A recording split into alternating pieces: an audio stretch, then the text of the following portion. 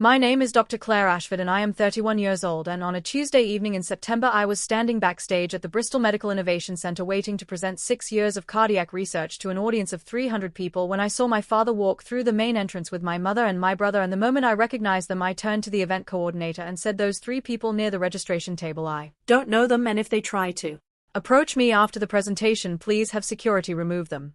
She looked at me with wide eyes and said, "Are you sure?" And I said, "Completely sure," and I meant it because the same people who were now holding programs with my name printed on the front in bold letters had spent the last 6 years telling everyone I was wasting my time. Let me take you back to the beginning because you need to understand what it feels like to spend nearly a decade building something extraordinary while the people who raised you treat it like an embarrassing phase you refuse to grow out of. I grew up in a suburb outside of Manchester with parents who valued exactly one thing: stability, and my older brother Nathan embodied that perfectly because he finished his undergraduate degree in business, got a job at a mid-sized consulting firm, and started earning a decent salary by the time he was 23. My parents talked about Nathan the way other people talk about lottery wins. He had a company car, he had a pension, he wore a suit to work, and in their minds that meant he had made it. I, on the other hand, graduated with a degree in biomedical engineering and told my parents I was applying to doctoral programs, and my father actually laughed, not a small chuckle but a full laugh, like I had just told him I was joining the circus. He said, "Claire, you've been in school your whole life, when are you going to get a real job?" And I said, "This is the path to a real career, Dad. I want to do research, I want to work in medical device development." And he cut me off and said, "Research doesn't pay the bills." My mother was quieter about it, but her disappointment was just as clear. She'd introduce me to her friends and say, "This is Claire, she's still in school," and the way she said still made it sound like I was repeating 3rd grade. I got accepted into a PhD program at the University of Leeds with a focus on bioengineering for cardiac devices, and I was so excited I called home the day I got my acceptance letter, and my mother said, "Oh Claire, another 4 years of school, and then what?" And I said, "Then I'll have a doctorate, Mom, I'll be Dr. Ashford." And she said, "That's nice, dear. Nathan just got promoted to senior analyst." That phone call lasted less than 3 minutes. My PhD was not easy, nothing about it was easy. I spent the first 2 years taking advanced coursework that made my brain feel like it was being wrung out like a wet towel, and then I spent the next 4 years in a laboratory running experiments, troubleshooting failures, writing grant proposals, and teaching undergraduate students to help pay my stipend.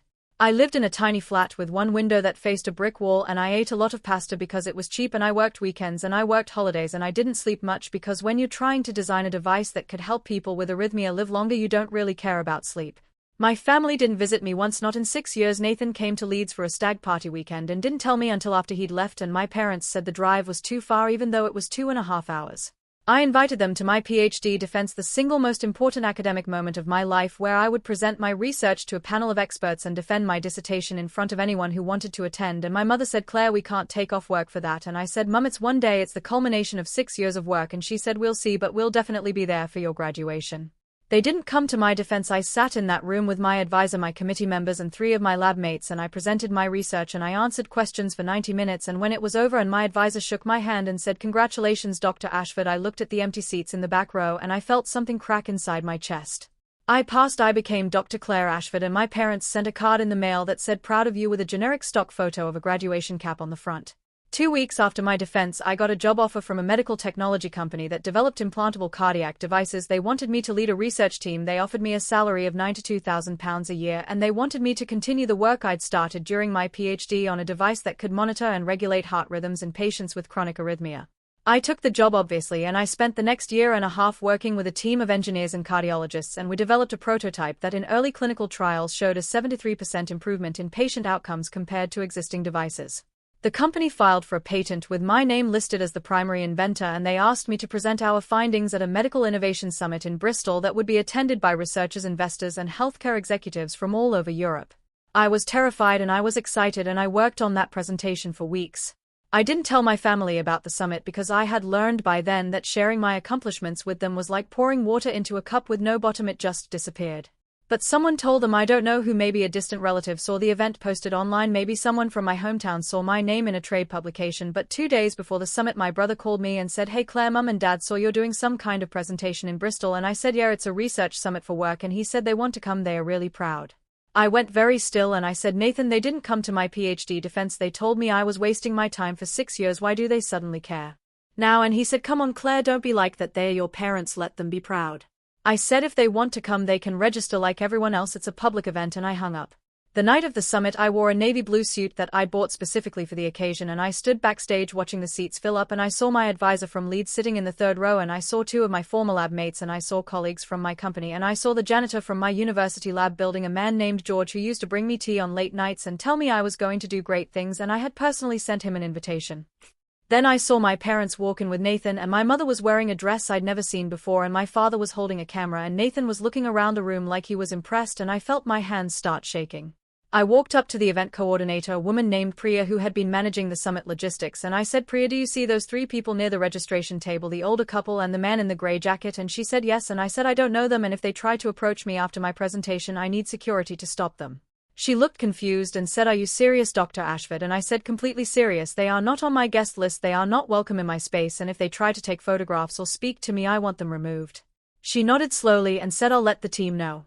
My presentation was scheduled right after the opening remarks, and when they called my name, I walked out onto that stage, and I looked at the audience, and I didn't look at my parents, I looked at George, and I looked at my advisor, and I looked at the people who had actually shown up when it mattered, and I presented 6 years of research in 25 minutes. I explained how the device worked, I showed clinical data, I talked about patient impact, and when I finished, the room applauded, and the moderator opened the floor for questions, and a cardiologist from London stood up and said, "Dr. Ashford, this research has the potential to change how we treat arrhythmia patients. This is extraordinary work." My father was beaming in his seat like he had something to do with it. After the presentation, I walked off stage, and I was immediately surrounded by colleagues and investors, and my advisor hugged me and said, "Claire, that was flawless, I'm so proud of you," and George shook my hand and said, "I told you you'd do great things, Dr. Ashford." Then I saw my father walking toward me with my mother and Nathan trailing behind, and he had his camera up and he was saying, "Claire, sweetheart, we're so proud, let's get a picture," and before he could reach me, a security staff member, a tall man in a black suit, stepped directly into his path and said, "Excuse me sir, this is a restricted access area, do you have an event pass?" My father said, "I'm her father, I'm here to see my daughter," and the security guard looked back at me and I met his eyes, and I shook my head once, just once, and the guard turned back to my father and said, "I'm sorry sir, Dr. Ashford doesn't know you, I'm going to have to ask you to return to the public seating area." My father's face went red and he said, "What are you talking about? I'm her father, Claire, tell him," and I turned my back and walked in the opposite direction. My mother called my phone 4 times that night, I didn't answer. Nathan sent me a text that said, "That was cruel, Claire, they drove 2 hours to see you," and I wrote back, "They had 6 years to see me, they chose not to." My father sent an email the next day with the subject line, "We need to talk," and the body of the email said, "Your mother is heartbroken, we came to support you and you humiliated us in front of strangers." I read it twice and then I deleted it. 3 weeks later, my company held a press event to announce the device patent, and my name was in the press release as the lead researcher, and my face was in a photograph that ran in a medical journal, and my parents posted the article on social media with a caption that said, "So proud of our daughter, Dr. Claire Ashford." I didn't comment, I didn't share it, I didn't acknowledge it at all. I built my career without them, I survived my PhD without them, I defended my work and earned my title and changed the trajectory of my professional life without a single word of encouragement from the people who were supposed to love me unconditionally, and the idea that they could show up at the finish line with a camera and expect me to smile was so insulting. I still feel angry when I think about it. George the janitor sent me a card after the summit that said, "I always knew you were going to be somebody important, thank you for inviting me, it meant the world," and I cried when I read it because that man who emptied trash bins and mopped floors saw my worth when my own parents couldn't. If you are building something that matters and the people closest to you can't see it or won't see it, I need you to hear this. You do not owe them a front row seat to your success. You do not owe them photographs or credit or the chance to rewrite history. The people who show up when it's hard are the only ones who deserve to be there when it's good, and if your family can't be those people, then you find new people who will, and you protect your peace like your life depends on it, because it does.